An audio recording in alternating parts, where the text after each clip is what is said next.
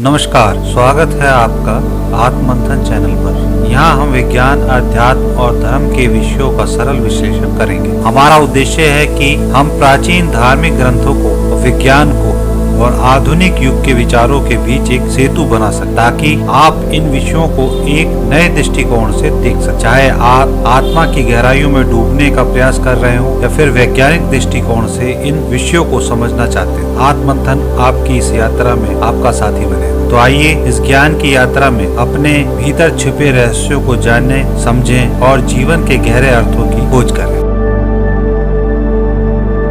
राक्षस या ज्ञानी। रावण रामायण का एक ऐसा किरदार है जो कई लोगों के लिए एक खलनायक है तो कई लोगों के लिए महान ज्ञानी है। आज हम उसके अलग अलग पहलू को समझने की कोशिश करते हैं। रावण का जन्म नोएडा के विसरख गांव में ऋषि विशर्वा और माता केकसी के यहाँ हुआ। विशर्वा ऋषि ब्राह्मण कुल के थे और केकसी असुर कुल की।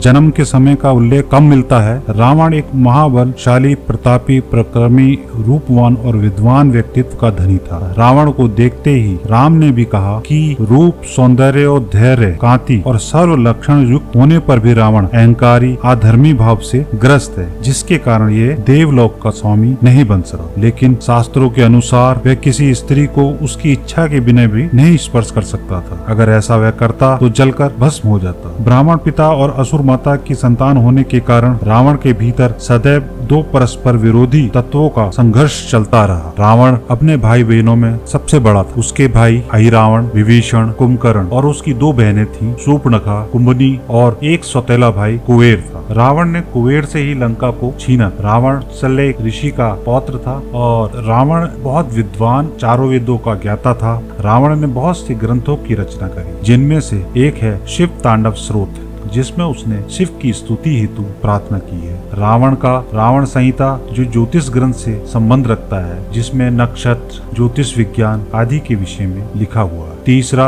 अर्क प्रकाश है, जिसमें उसने आयुर्वेदिक ग्रंथ से संबंधित बातें लिखी है। इसी की एक शाखा है नाड़ी विज्ञान। नाड़ी विज्ञान का आयुर्वेद बहुत महत्व है। इसके द्वारा वैद्य वगैरह पता लगाते हैं कि रोगी के शरीर में किस तरह का रोग है। उसके बाद आता है पांचवा कुमार तंत्र। ये तंत्र शास्त्र से संबंधित शास्त्र है। इसमें तंत्र मंत्र के सिद्धि साधक और उसकी विधियां लिखी हैं। रावण संगीत के प्रति भी बहुत रुचि रखता था और एक अच्छा बीड़ा वादक कहा जाता है। उसके दरबार में उस समय के श्रेष्ठ जन बुद्धिजीवी और कुशल कर्ता थे, जिसमें से विश्वकर्मा, सुनेश आदि। उसका मुख्य तक कुबेर, यमराज और इंद्र और वाली तथा भगवान श्री राम से युद्ध हुआ था। भगवान श्री राम के युद्ध में वह मारा गया। रावण एक महान योद्धा और पराक्रमी राजा था, लेकिन उसके अहंकार और अधर्म ने उसको समाप्त कर दिया। रामायण हमें यही सिखाती है कि आपका विद्वान होने के साथ साथ धैर्यवान, मर्यादित होना भी आवश्यक है।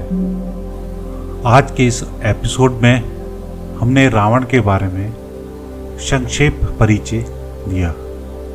मेरा आप सभी से निवेदन है कि आपको विस्तृत जानकारी चाहिए तो प्लीज़ कमेंट कीजिए, ताकि मैं आपको रावण के प्रति और परिचय दे पाऊँ। धन्यवाद। आशा है कि आज का विषय आपको पसंद आया होगा और इसने आपके विचारों को एक नया दृष्टिकोण दिया होगा। अगर आपको ये वीडियो पसंद आया हो तो इसे लाइक करें और अपने विचार हमें कमेंट में जरूर बताएं। चैनल को सब्सक्राइब करना ना भूलें और बेल आइकन दबाएं, ताकि हमारी हर नई वीडियो की सूचना आपको सबसे पहले मिले। धन्यवाद, फिर मिलते हैं।